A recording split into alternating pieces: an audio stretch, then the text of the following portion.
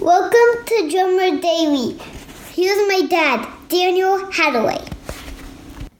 Hey there, welcome back for more Drummer Daily. I'm going to get right to the point today because I know that yesterday on the podcast I kind of promised a continuation of a discussion we started yesterday, and I don't want to hold you up if you're just foaming at the mouth, rabid to get this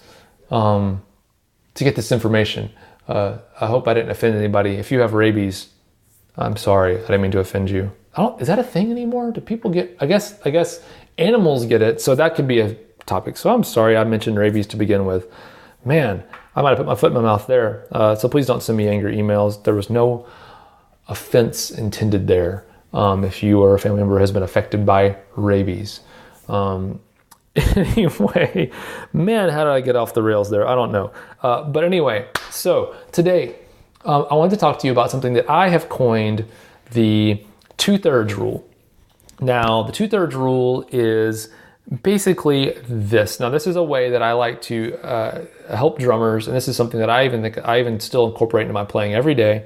But it's a way to kind of allow yourself to hopefully be a little more spontaneous. I've worked with some drummers recently who've said things like, man, I feel like I don't think about a drum fill until I get there.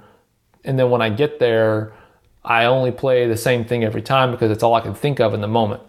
Which is, man, I don't feel like I can be creative with the ghost notes that I play on the snare in a beat because, I always do the same thing. So, the 2/3 rule is something that I kind of, and this is probably not my original idea. I didn't get this from anyone else, but I'm sure that I'm not original, that someone else has thought of this before. So the 2/3 rule is basically this. For most of us, 90% of the time, when we're playing the drums, we have 3 limbs moving. We're playing, let's just say, kick, snare, and hat. Normally our left foot's not doing much. Most of the time it's not. There's sometimes all 4 limbs are doing stuff, but we're just going to stick with 3 for now. Makes it more simple. So we're playing kick, snare, hat, let's say. So we got 3 limbs moving. So the 2/3 rule basically is this. My goal with anything I'm playing is to get to where 2 of those 3 limbs that are moving, two of those 3 limbs that are moving, playing a drum part, are kind of on autopilot. They're locked in, or they're kind of doing their thing without me having to think about it. And at the most basic level, this goes for the entire pattern you're playing. So let's say you can get your kick drum foot and your hi-hat hand kind of locked in on autopilot. You're playing something really simple that doesn't need you to think about it. It doesn't require you to think about it at all. Well, then what I would say is that other third, that snare drum hand, then gets a majority of your focus and attention. What can you do differently now that you're only thinking about that one thing? You can think about different patterns you can play. You're going to double up with the hi-hat at certain times and then fill in 16th notes. There's a lot of things you can do. Or maybe the hi-hat and the snare are kind of on autopilot, and it gives you a chance to focus on the kick. As at the pattern level, at the overall pattern, you just kind of stick with that. Now, one thing I'll say is that that's kind of the first level of this. But once you can kind of do it at the pattern level, what I try to do is I try to do this at the individual hit level. So every individual kind of subdivision of a pattern, so every 8th note or 16th note, I try to make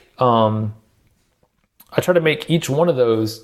I think what are the 2 of the 3 things I'm hitting on this note that I can not zone out on, you know what I mean? Kind of put on autopilot, where I'm only thinking about one thing. So if I'm playing a pattern, it's like doom, da, doom, doom, da, doom.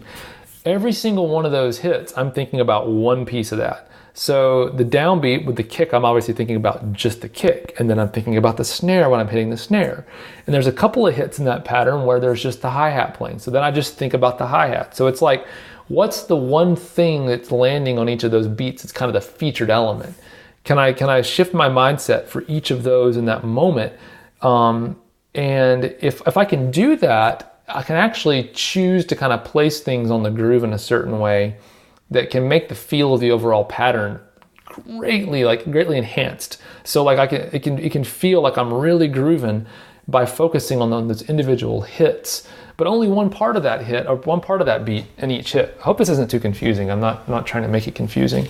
But just think about that. At any given moment, any given division of a pattern that you're playing, is there a way to maybe think about what is the one most important element of what I'm playing in this moment, and focus on placing that both rhythmically but also dynamically in the way that serves the overall pattern as a whole.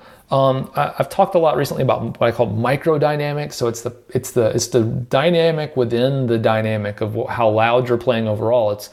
Does that hi-hat cymbal, the eighth notes that you're playing, slowly swell up at the end of every measure and then dive back down? And does it kind of snake up and down dynamically? Or maybe the ghost notes you're playing, there's more than two volumes for your snare drum. It's not just quiet ghost notes and then big hard hits. There's all these different varying levels of dynamics within the pattern you can play.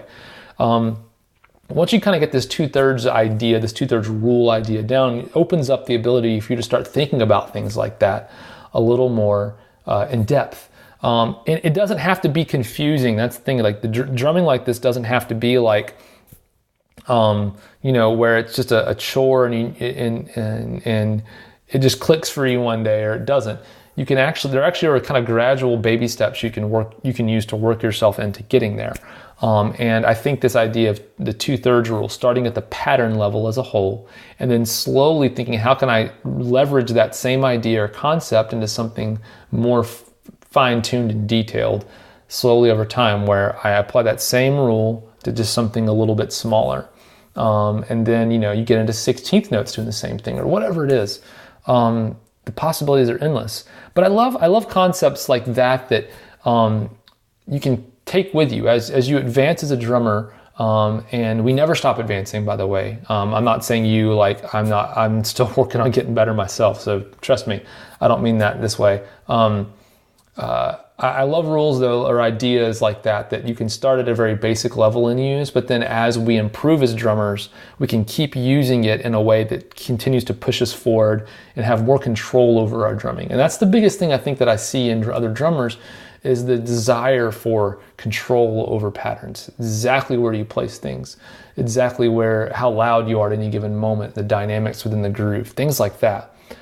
So think about that 2/3 rule, and how you can apply it to your own drumming. I hope this helps you a little bit and is a good continuation of the last episode, yesterday's episode.